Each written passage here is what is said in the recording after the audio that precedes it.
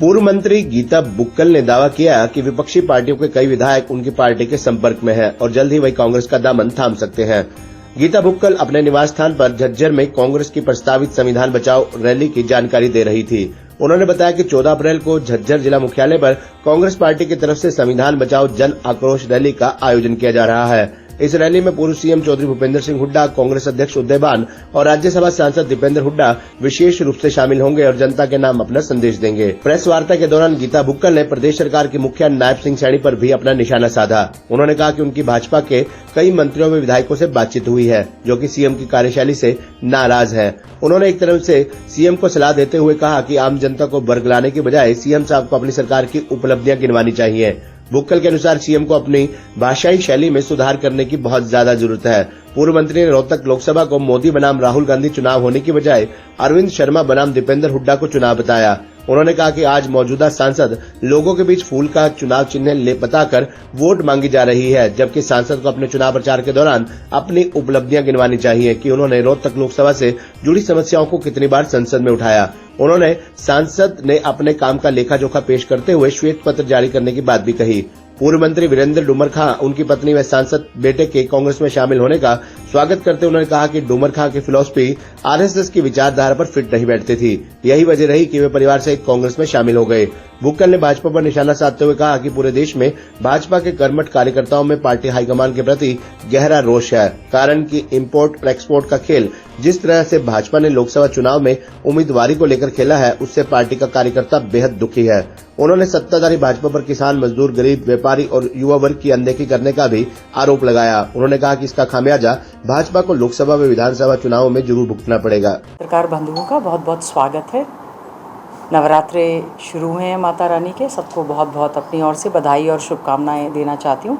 माता रानी का आशीर्वाद बना रहे ऐसी मैं कामना भी करती हूँ। आज मुख्य रूप से आप सबसे जो बातचीत करने का विषय है कि आने वाली 14 अप्रैल को झज्जर में जन आक्रोश रैली है, क्योंकि 14 तारीख को बाबा साहेब भीमराव अंबेडकर जी की जयंती भी है। तो उस दिन हम लोग जन आक्रोश रैली, संविधान बचाओ रैली का आयोजन यहाँ पर करने का काम करेंगे। और 14 तारीख को आदरणीय चौधरी भूपेंद्र सिंह हुड्डा जी, लीडर ऑफ अपोजिशन, पूर्व मुख्यमंत्री रहेंगे। हमारे पार्टी के अध्यक्ष चौधरी उदयभान जी उसमें रहेंगे। हमारे सांसद भाई दीपेंद्र हुड्डा जी उसमें रहेंगे और कांग्रेस पार्टी के सभी वरिष्ठ नेतागण इस रैली में रहेंगे। सभी को इसका न्योता देने के लिए हम गांव-गांव में सब जगह जा रहे हैं। मैं समझती हूँ जिस प्रकार से आज प्रदेश में कांग्रेस पार्टी ने हमेशा चाहे पहले हाथ से हाथ जोड़ो कार्यक्रम किए, घर घर कांग्रेस हर घर कांग्रेस का हमने कार्यक्रम चलाया, या भारत जोड़ो यात्रा के तहत जो है हमने उसमें यात्राएं निकालने का काम किया, उसी कड़ी के तहत सभी विधानसभा क्षेत्रों में जन आक्रोश रैली का आयोजन किया जा रहा है। तो जन आक्रोश रैली के साथ साथ हम लोग संविधान बचाओ रैली का भी 14 तारीख को झज्जर के सवेरा ग्राउंड में जो है सवेरा स्कूल का जो ग्राउंड है उसमें इस रैली का हम लोग आयोजन करने का काम करेंगे। जेजेपी के जो प्रदेश, मैं समझती हूँ आज के समय में प्रदेश में जो राजनीतिक हालात चल रहे हैं, न केवल प्रदेश में बल्कि देश में ज़्यादातर बीजेपी और जेजेपी का पोस्ट इलेक्शन अलायंस हुआ था। पहले बीजेपी ने जेजेपी के खिलाफ और जेजेपी ने बीजेपी के खिलाफ वोट मांगने का काम किया था। राजनीतिक लाभ के लिए केवल दोनों ने इलेक्शन के बाद एक गठबंधन करके सरकार चलाने का काम किया और उस समय भी ये तय हुआ था कि दोनों मिनिमम कॉमन प्रोग्राम बनाने का काम करेंगे, जिस पर ना बीजेपी ने और ना ही जेजेपी ने किसी प्रकार का कोई भी कार्य नहीं किया। और मैं समझती हूँ पूरी तरह से इनका गठबंधन जो है पूरी तरह से फेल साबित हुआ। ये इस बात का सूचक है कि इनके जो खुद के मंत्री थे उनमें भी बड़ी रिजेंटमेंट थी और जेजेपी के विधायक जो हैं वो भी पूरी तरह से नाराज़ हैं। और इससे बड़ा सबूत क्या मिलेगा कि जेजेपी के अध्यक्ष जो हैं खुद, मतलब ये लोग 15-20 दिन भी सरकार से अलग नहीं रह पाए और इनके जेजेपी के लोग जो हैं वो पार्टियां छोड़ कर जा रहे हैं। न केवल जेजेपी के बल्कि बीजेपी के लोगों में भी इस बात का बड़ा गुस्सा है कि जो बीजेपी का ओरिजिनल कैडर है उनको टिकट देने की बजाय इंपोर्ट एक्सपोर्ट कर रहे हैं। बाहर से जो आए हैं जिनको प्राथमिक सदस्यता धक्के से रात को दिलवाई जाती है, सुबह उनकी टिकट डिक्लेयर कर देती है।